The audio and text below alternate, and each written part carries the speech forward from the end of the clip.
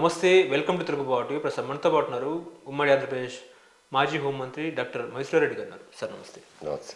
Sir, AP విషయానికి వస్తే ఏపీలో deputy CM Pawan Kalyan Kakinada port వద్ద హల్చల్ చేసిన పరిస్థితి. ఆయన షిప్ని సీజ్ చేయాలని చెప్పేసి అధికారులను కోరినారు. అక్కడ ఎస్పీ కూడా ఆయన మాట వింటలేరు, అధికారులు కూడా ఆయన మాట వింటలేరు అని చెప్పేసి ఆయన అంటే రంగంలోకి సీఎం దిగినారు. సో ఏం చెప్తారండి దీని మీద? అంటే బియ్యం మామూలుగా రవాణాకు ఇతర దేశాలకు పంపించేదానికి కేంద్ర ప్రభుత్వం సడలించింది. ఈ సడలించిన ముసుగులో ఏం చేస్తున్నారు అని అంటే కొందరు దళారులు విదేశాలకు ప్రైస్ షాప్కి ఇచ్చిన బియ్యం కూడా అమ్మేస్తున్నారు. జనరల్గా అక్కడున్న గ్రామాల్లో బట్టి విచారణ చేస్తే గ్రామాల్లో బియ్యం ఎవరు తీసుకోవటం లేదు, వారు బయట కొంటున్నారు బియ్యం. రేషన్ డీలర్లు ఏం చేస్తున్నారు అని అంటే వాళ్ళకి 5 రూపాయలు నగదు ఇస్తున్నారు, బియ్యం బదులు 5 రూపాయలు నగదు ఇస్తున్నారు. వారు రైస్ డీలర్లు 10 రూపాయలకు అమ్ముకుంటున్నారు. అతను మధ్యన కమిషన్ తీసుకున్న ఆయన 10 రూపాయలకు ఇతరులకు అమ్మేస్తున్నారు. వాళ్ళు ట్రాన్స్పోర్ట్ చేస్తున్నారు, విదేశాలకు ట్రాన్స్పోర్ట్ చేస్తున్నారు. అంటే ఏ పథకం ఏ ఉద్దేశంతో అయితే పెట్టినారో ఆ పథకం ఉద్దేశం నెరవేరడం లేదు. దీని మీద ప్రభుత్వం ఆలోచన చేసుకోవాలి.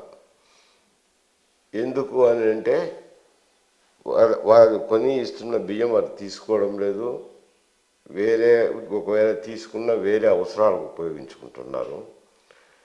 తినడానికి మాత్రం బియ్యం పక్కన ఓపెన్ మార్కెట్లో కొంటున్నారు. కాబట్టి ఈ మధ్యలో రేషన్ డీలర్లు, ట్రాన్స్పోర్టు ఇవన్నీ కూడా ఖర్చులు తగ్గిపోతాయి. ఎంతో కొంత రేటు ఫిక్స్ చేసి ఆ రేటు మనీనే ట్రాన్స్ఫర్ చేసేది ఉత్తమం. చేసినప్పుడు ఇవన్నీ కూడా కలిసి వస్తాయి. అందుకోసమని ఈ రైస్ విధానాన్ని ఏదైనా అని ప్రభుత్వం ఆలోచన చేయాల్సిన అవసరం ఉంది.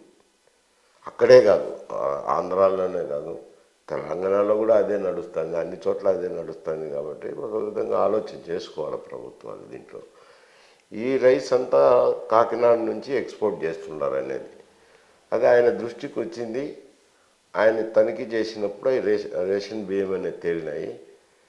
దాని మీద చర్యలు తీసుకోమని కోరినారు. ఒకవేళ ఆయనకు ఆ శాఖ సంబంధించింది కాదు కాబట్టి కొంత ముఖ్యమంత్రి గారు కూడా జోక్యం చేసుకుని ముఖ్యమంత్రి గారు చెప్పినాక సీజ్ చేయాల్సిందే వస్తుంది. ఓకే, ఇప్పుడు సీఎం రంగంలో దిగారు కదా, మొత్తానికి సీజ్ చేసినట్టేనా? చర్యలు తీసుకుంటారు అంట. అధికారులు మాటలు వింటలేరని చెప్పి చెప్తున్నారు పవన్ కళ్యాణ్ మాటలు. పవన్ కళ్యాణ్ అంటే ఆ శాఖకు సంబంధించిన వ్యక్తి కాదు. ఓకే, రెండోదికి ఎన్ఓసీలు ఇచ్చింటారు కదా, మంచియో చెడ్డయో తప్పుడు సర్టిఫికెట్లు ఏ ఇచ్చింటారు.